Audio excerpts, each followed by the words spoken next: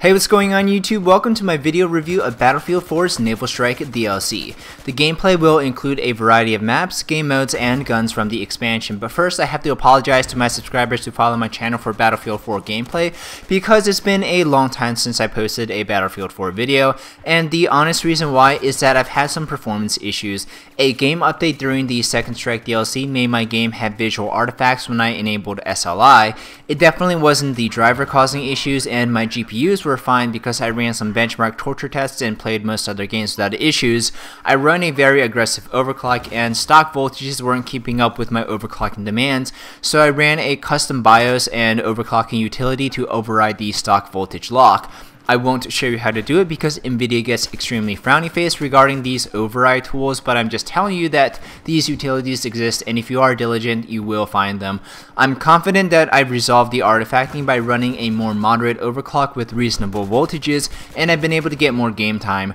I haven't done a complete Battlefield 4 DLC review yet because none of the DLC have impressed me enough to dedicate an entire review to cover them.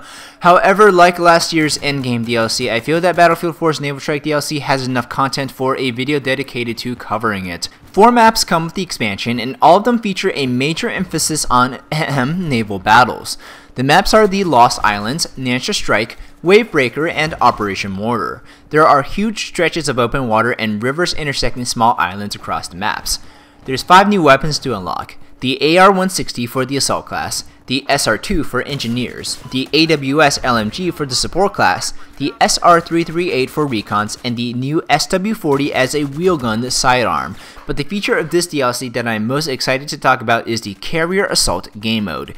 It's a seamless integration of Conquest and Rush, and those who played Battlefield 2142 will recognize Carrier Assault as the successor to Titan mode. In Carrier Assault, capturing and controlling missile launch sites damages the enemy carrier, and once damage reaches a certain threshold, you can board the carrier and arm the MCOM to destroy it, which I think is kinda lame. Like, why don't they have you carry a bomb into the carrier to blow it up instead of just arming an MCOM. The mode is very strategic and intense, and it reminds me of space combat from Star Wars Battlefront 2, where you board enemy starships and destroy it from the inside. I am extremely satisfied with how the maps play on objective game modes.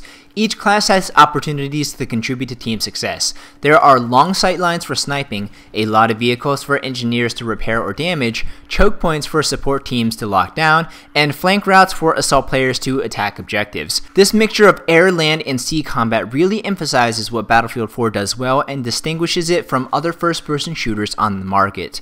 Team deathmatch and domination are extremely satisfying on Naval Strike maps, and they feature a lot of constant action like the close quarters maps of Battlefield 3. Wavebreaker domination takes you inside a submarine base, and Lost Islands has you fighting for control inside a carrier. For me, Naval Strike has the most compelling gameplay out of any of the expansions so far.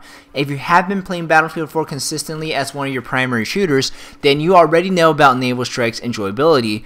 If you have been playing Battlefield 4 casually, stopping in every now and then, I believe Naval Strike is deep enough in content to elevate Battlefield 4 to one of your primary shooters for the time being. But if you have been dismayed by Battlefield 4 and disappointed in the game's problems and have put it down to not pick it up again, then I don't think any amount of DLC is going to change your opinion. But if you don't have Battlefield 4 Premium, should you buy Battlefield 4 Premium just for Naval Strike? I don't ever advocate buying a map pack just by itself unless there's a massive sale, because full games like Insurgency can be purchased for less than the price of the expansion. If you're looking to purchase DLC, it has to be premium or nothing. Premium is a better value than purchasing the DLC separately, and you can have the additional weapons from other DLC and early access to future expansions. It really is a hard commitment to buy premium. A lot of the purchase is based on faith because there are still 2 more expansions.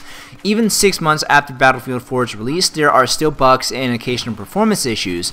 Battlefield 4 is an ambitious game and attempts what no other shooters try to touch, but with this ambition you have to have reasonable expectations that not everything will be silky smooth all the time. I'm not giving the developers a free pass, but I'm also not vilifying them as hard as some other community members. If you can't see yourself playing Battlefield 4 as one of your top 3 shooters for the next year, then I really can't recommend Premium.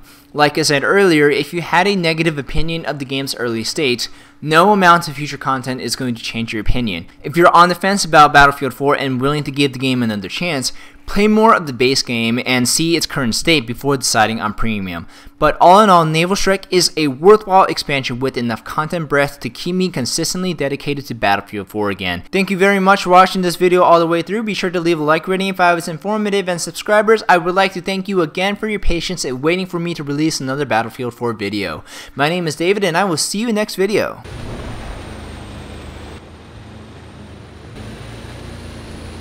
Enemy soldiers spotted.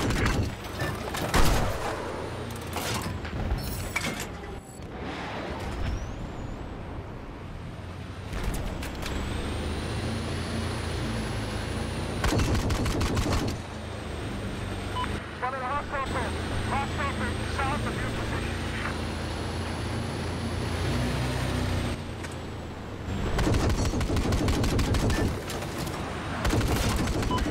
Delta has been neutralized. Looks like they're in the stop range.